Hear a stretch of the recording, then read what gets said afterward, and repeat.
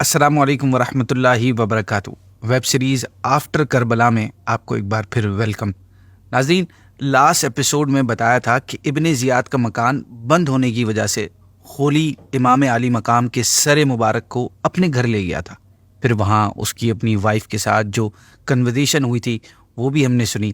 آج کے ایپیسوڈ میں ہم اسی سے کنیکٹ کر کے آگے بڑھیں گے۔ ناظرین، ابن زیاد کوفہ کے گورنر ہاؤس میں بیٹھا تھا اور لوگوں کو محل میں آنے کی جنرل پرمیشن تھی، یعنی کوئی بھی اندر آ سکتا تھا۔ جب دربار لوگوں سے بھر گیا تو ابن زیاد کے سامنے امام علی مقام کا سر اقدس ایک ڈش میں اس وقت بھی ظالم ابن زیاد سر مبارک کی بے حرمتی کرنے سے باز نہیں آیا۔ اس کے ہاتھ میں ایک چھڑی تھی جس سے وہ بار بار آپ کے لبوں اور دانتوں کو مار رہا تھا۔ اس وقت وہاں ایک بہادر صحابی رسول حضرت زید بن ارقم رضی اللہ تعالیٰ عنہ موجود تھے۔ انہوں نے اپنی جان کی پرواہ کیے بغیر ابن زیاد کی گستاخی پر اسے للکارا، جس پر وہ شاکڈ ہو کر رہ گیا۔ آپ رضی اللہ عنہ نے اس کو سر مبارک سے دور کر دیا اور پھر آپ نے بے اختیار رونے لگے۔ ابن زیاد سے یہ برداشت نہ ہوا اور وہ شدید غصے میں آ گیا اور آپ سے بے ادبی اور بدتمیزی کرنے لگا۔ آپ وہاں سے اٹھے اور لوگوں سے کہنے لگے، اے لوگو، آج تم سب غلام بن گئے، کیونکہ تم لوگوں نے سیدہ فاطمہ کے لخت جگر کو قتل کیا ہے اور مرجان کے بیٹے کو اپنا حاکم بنایا ہے، جو تمہارے نیک لوگوں کو قتل کر رہا ہے اور بڑوں کو غلام بنا رہا ہے۔ تم نے ذلت کو گوارا کیا ہے، اور جو ذلت کو گوارا کرے اس پر خدا کی مار ہے۔ پھر آپ نے ابن زیاد کو مخاطب کر کے کہا کہ اے ابن زیاد، میں تجھ سے وہ حدیث ضرور بیان کروں گا جو تجھے غیظ و غضب کی آگ میں ڈال دے گی۔ میں نے نبی پاک صلی اللہ علیہ وسلم کو دیکھا ہے کہ آپ نے اپنی ران پر حسن کو بٹھایا اور حسین رضی اللہ تعالی عنہما، اور اپنے ہاتھ مبارک آپ نے ان کے سروں پر رکھ کر یہ دعا فرمائی ہے، یا اللہ، میں ان دونوں کو تجھے اور نیک مسلمانوں کو سونپتا ہوں۔ اے ابن زیاد، دیکھ نبی کی امانت کے ساتھ تو نے کیا کیا۔ یہ کہتے ہوئے آپ وہاں سے روانہ ہو گئے۔ اس کے بعد اہل بیت کے دوسرے افراد ابن زیاد کے سامنے پیش کیے گئے اور وہ ان اہل بیت اطہار سے بھی بدتمیزی کرنے لگا۔ معاذ اللہ ان کے سامنے اپنی فتح کا اظہار کرنے لگا۔ وہ یہ سمجھ رہا تھا کہ میں نے امام کو قتل کر کے بہت بڑا کارنامہ سر انجام دیا ہے۔ قربان جائیے اہل بیت اطہار پر کہ وہ اس عالم میں بھی اس کے سامنے نہ جھکے۔ پھر یہ بدبخت حضرت زین العابدین رضی اللہ تعالیٰ عنہ کو قتل کرنے کی طرف بڑھا۔ امام علی مقام کی بہن حضرت سیدنا زینب رضی اللہ تعالی عنہا آپ کے درمیان آڑ بن گئی اور ابن زیاد کو قتل کرنے سے روکا۔ اس طرح وہ اپنے اس ناپاک ارادے سے باز آ گیا، ورنہ امام زین العابدین کو بھی شہید کر دیا جاتا۔ ویورز، اس کے بعد حضرت امام علی مقام کے سر مبارک کو انعامات حاصل کرنے کی غرض سے اس نے یزید کی طرف شام کے لیے روانہ کیا۔ اس کا مقصد یہ تھا کہ یزید کے پاس جب یہ سر مبارک پہنچے گا تو یزید اسے انعامات و اکرامات سے نوازے گا۔ جب سر مبارک کو شام کی طرف روانہ کیا جا رہا تھا تو اس وقت سر مبارک سے بڑی عجیب کرامات کا ظہور ہوا۔ چنانچہ حضرت زید بن ارقم سے روایت ہے کہ جب ابن زیاد نے حکم دیا کہ حضرت امام حسین کے سر انور کو نیزے پر چڑھا کر کوفہ کی گلیوں میں پھرایا جائے، تو اس وقت میں اپنے مکان کی کھڑکی میں کھڑا قرآن حکیم کی سورہ کہف کی تلاوت کر رہا تھا۔ پڑھتے پڑھتے جب میں اس آیت کریمہ تک پہنچا جو کہ سورہ کہف کی آیت نمبر 9 تھی، جس کا ترجمہ ہے، کیا تمہیں معلوم ہوا کہ پہاڑ کی کوہ میں اور جنگل کے کنارے والے ہماری ایک عجیب نشانی تھے۔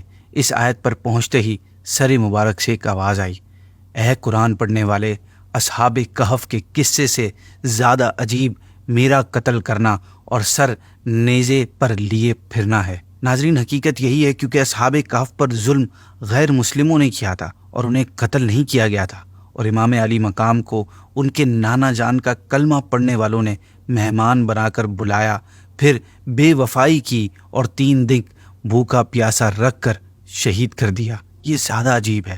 پھر جب یزیدیوں کا یہ گروپ امام علی مقام کے سر مبارک کو لے کر پہلی منزل پر ایک چرچ کے پاس رات گزارنے کے لیے رکا اور شراب پینے میں مصروف ہو گیا، تو ان کے سامنے کہیں سے ایک لوہے کی ایک قلم ظاہر ہوئی، اور اس قلم نے خون سے یہ شعر لکھا جس کا ترجمہ ہے کہ جنہوں نے حضرت امام حسین کو قتل کیا ہے وہ اس بات کی امید رکھتے ہیں کہ ان کے نانا جان قیامت کے دن ان کی شفاعت کریں گے۔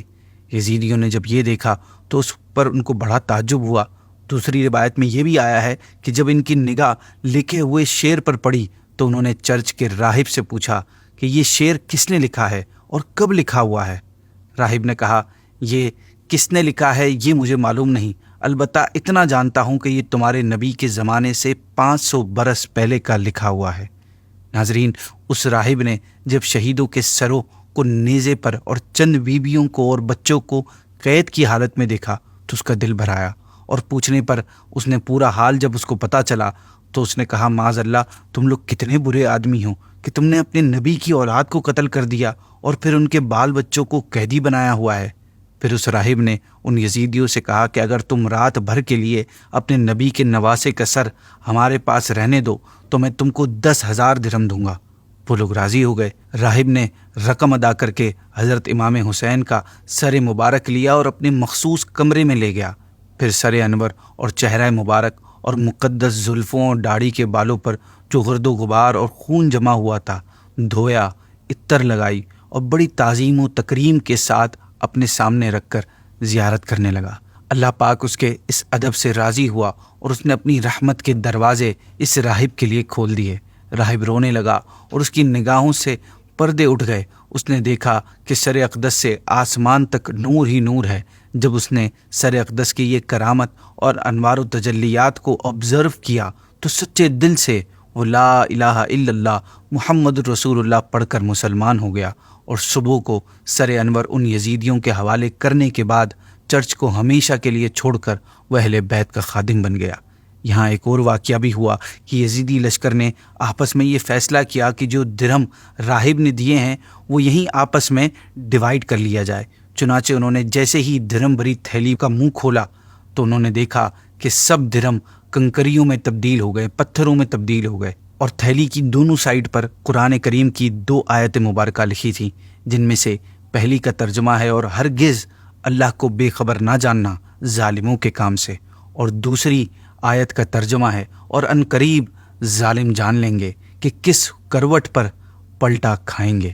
ناظرین، ایک طرف ایک خوش نصیب نے سر مبارک کی تعظیم کی اور دنیا و آخرت کی سب سے بڑی نعمت ایمان حاصل کر لی، اور دوسری طرف چند بدبختوں نے اس سر مبارک کی بے حرمتی کر کے بھاری نقصان اٹھایا۔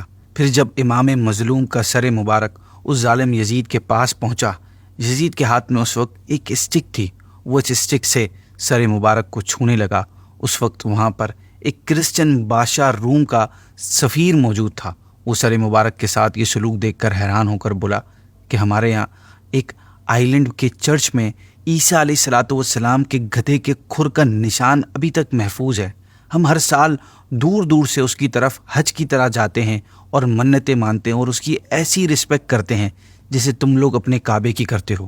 تم نے اپنے نبی کے بیٹے کے ساتھ یہ سلوک کیا، میں گواہی دیتا ہوں کہ تم لوگ باطل پر ہو۔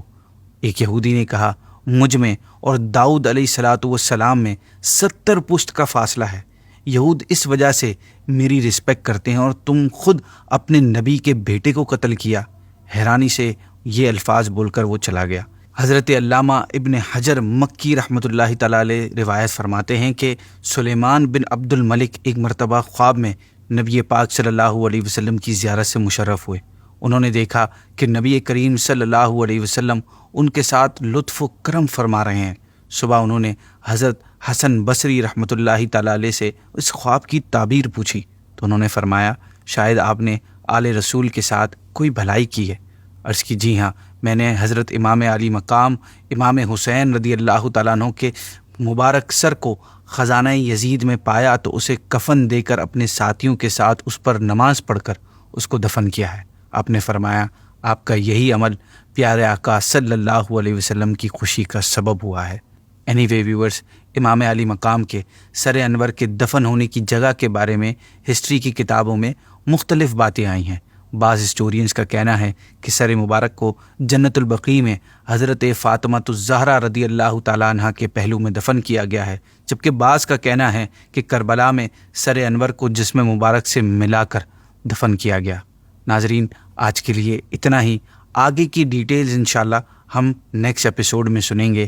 آئیے آپ کو ایک بڑی ہی پیاری فضیلت سناتا ہوں کہ حضرت سیدنا زید بن ثابت رضی اللہ تعالیٰ عنہ بیان کرتے ہیں کہ حضور صلی اللہ علیہ وسلم نے فرمایا کہ بے شک میں تم میں 2 نائب چھوڑ کر جا رہا ہوں، ایک اللہ پاک کی کتاب جو کہ آسمان و زمین کے درمیان پھیلی ہوئی رسی کی طرح ہے، اور میری اطرت یعنی میرے اہل بیت، اور یہ کہ یہ دونوں اس وقت تک ہرگز جدا نہیں ہوں گے جب تک کہ میرے پاس حوض کوثر پر نہیں پہنچ جاتے۔